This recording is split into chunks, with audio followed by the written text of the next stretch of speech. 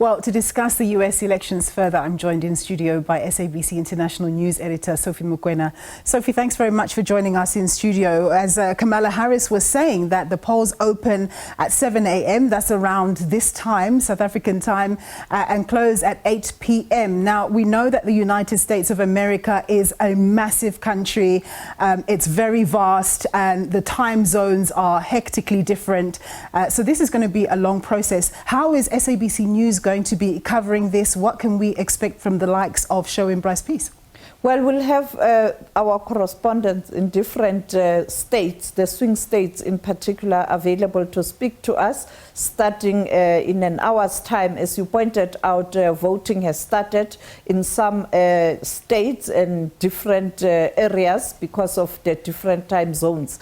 And therefore, I think now the heat is on, and we will try our level best to inform the public, because you know that the United States of America is our third largest trading partner. We have more than 400 companies, the US companies in South Africa. We have a relationship not only in terms of trade but also political relations. And you know that we have agreements such as PEPFAR, the AGOA, even though people are asking questions in terms of the future of that agreement with perhaps former President Donald Trump taking a different view, but with Kamala Harris, it's guaranteed that it will continue, because the president right now, that is Joe Biden, has agreed to renew AGOA, and therefore this election is very important. And as you saw the markets there, it looks like the markets are happy and not worried.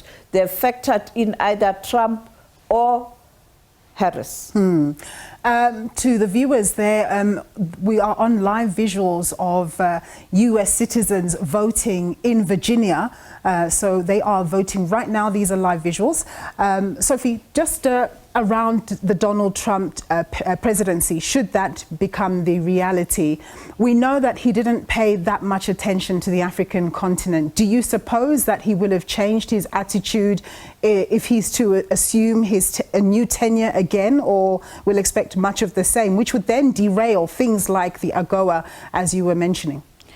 The world has changed. I don't see him taking a similar approach towards Africa. But of course, Africa will not be a priority. But even during his tenure, he didn't do away with all those agreements, because, as I often say, when I spoke to the former South African President Thabo Mbeki about the Democrats and the Republicans, one thing that he emphasized is that, yes, the Democrats are our friends, nice talk, but not much practical. But when it is the Republicans, yes, we often differ with them, but they are very practical. And citing an example of AGOA and PEPFAR, you know, they continued with those programs. And therefore, I think I don't expect much, but I think maybe he might this time around think of visiting the continent. I'm not so sure.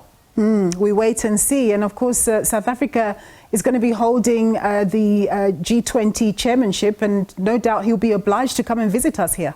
Yes, because we have to hand over to the United States of America next year on the conclusion of the G20 in South Africa. And the next host in 2026, it's the United States of America. And therefore, we expect the President of the United States of America to attend the G20 meeting, because both G20 and G7 for the US, those are very important groups. Yeah. And moving to the United Kingdom, we've got a couple of dignitaries visiting from the UK, Foreign Secretary David Lammy and Prince William. Just tell us a little bit about those visits before we end.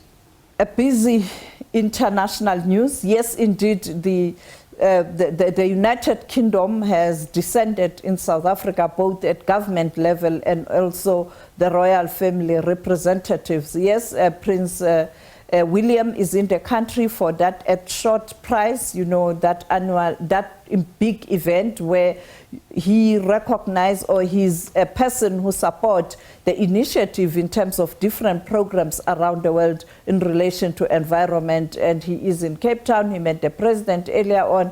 And of course, you have the foreign affairs diplomat of the United Kingdom meeting our International Relations Minister Ronald Lamola this afternoon. And I think as they meet, one thing that they will also discuss behind the scenes, just informally, will be the US elections, because you know that America and the United Kingdom are big allies. They are even in the same United Nations Security Council, in NATO. They are really, really big friends. And South Africa also a friend to US and also to the United Kingdom, and there's huge interest in terms of the outcome of this presidential election in the United States of America. Thanks very much, Sophie, for your insights there. That was Sophie Mokoena, SABC News International News Editor.